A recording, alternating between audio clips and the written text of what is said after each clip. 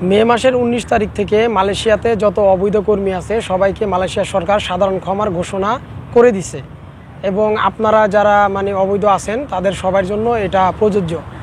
আর আপনারা কি বৈধ হতে পারবেন নাকি, আপনাদেরকে কি সুযোগ দিবে নাকি, এই ব্যাপারে আমি ভিডিও শেষে আপনাদের সাথে কথা বলবো। আর বিশেষ করে আপনাদের কি কি ডকুমেন্ট লাগবে, যারা যেতে চাচ্ছেন তাদের কি কি ডকুমেন্ট লাগবে এই বিষয়ে আমি আপনাদের সাথে কথা বলবো। তো চলুন কথা না বাড়িয়ে আমরা মূল আলোচনায় যাই। তো প্রথমে আমি আপনাদেরকে বলবো আপনাদের কি কি লাগবে। প্রথম অবস্থায় আপনাদের লাগবে পাসপোর্ট, ট্রাভেল পাস, আর যদি পাসপোর্ট ভ্যালিড থাকে পাসপোর্টের যদি মেয়াদ থাকে তাহলে ট্রাভেল পাস লাগবে না, বিমানের টিকিট আর আপনার একটি ব্যাংক কার্ড লাগবে। এটা নিয়ে আপনার নিকটবর্তী যে ইমিগ্রেশন অফিস আছে ওইখানে আপনি যাবেন, গিয়ে ফিঙ্গার দিবেন। তো এখন কথা হচ্ছে যে ভাই আমি কি একদিনে আমার কাজগুলি কি কমপ্লিট করে ফেলতে পারবো কি না। এখন ওইটার পিছনে সবচাইতে বড় কথা হচ্ছে আপনি কোন ইমিগ্রেশন অফিসে যাচ্ছেন। কারণ দেখেন, আপনি যদি কুয়ালালামপুর ইমিগ্রেশন অফিসে যান ওইখানে যদি 500 লোকের ক্যাপাসিটি থাকে একদিনে কাজ করার, তো আপনার ওইখানে যদি 1000-1200 লোক চলে যায় তাহলে তো তাদের পক্ষে সম্ভব না। তারা 500 লোক করার পর বাকিগুলোকে এভাবে রেখে দিবে, দিয়ে ক্লোজ করে দিবে পরের দিনের জন্য। তো আপনাদেরকে একটু আরেকটা কথা জানায় রাখি যে ভাই বিগত দিনগুলোতে আমরা দেখছি সুযোগ দেওয়ার পর অনেক লোকে 2 দিন আগে 3 দিন আগে যায় ওইখানে শুয়া রইছে, 2 দিন 3 দিন শুয়া রইছে। তো এরকম কিন্তু কিছুতেই করা যাবে না। যদি এরকম করেন আপনারা তাহলে কিন্তু নতুন করে অ্যাপার্টমেন্ট চালু করে দিবে। তো অ্যাপার্টমেন্ট চালু করে দিলে কিন্তু এটা আমাদের জন্য একটু প্রবলেম, কারণ দেখা গেছে যে আপনার একটু টাকা দিয়ে অ্যাপার্টমেন্ট নিতে হবে, তারপর দেখা গেছে আপনার ডেট দিবে।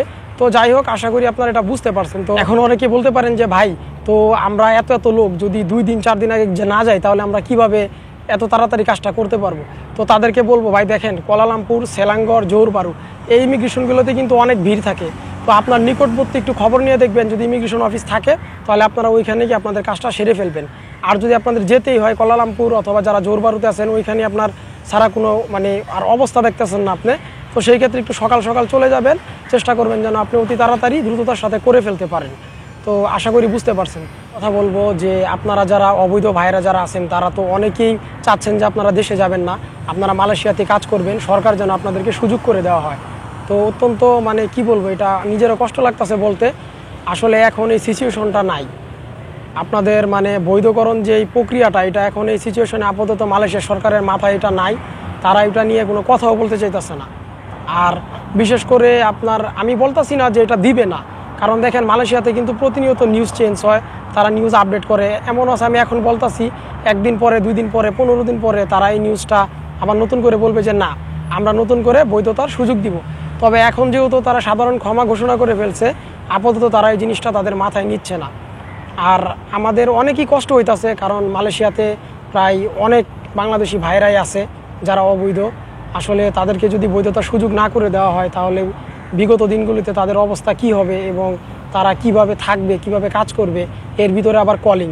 তো সব কিছু মিলিয়ে বলতে পারেন যারা মালয়েশিয়াতে অবস্থান করতে চাচ্ছেন তাদের জন্য একটু প্রবলেমই, কারণ এই সিচুয়েশনে যদি সুযোগ না দেয় তাহলে কি হবে এটা উপরওয়ালা একমাত্র ভালো জানে। তবে যে যেখানেই থাকবেন ভালো থাকবেন, সুস্থ থাকবেন। আর যেই ভাইরা যেতে চাচ্ছেন তারা দোয়া করি আলহামদুলিল্লাহ ভালোভাবে সুস্থভাবে যান, আর যারা থাকতে চাচ্ছেন তারাও একটু সাবধান কেয়ারফুলভাবে থাকবেন। তো আশা করি আপনারা বুঝতে পারছেন। তো ভালো থাকবেন, সুস্থ থাকবেন। আসসালামু আলাইকুম।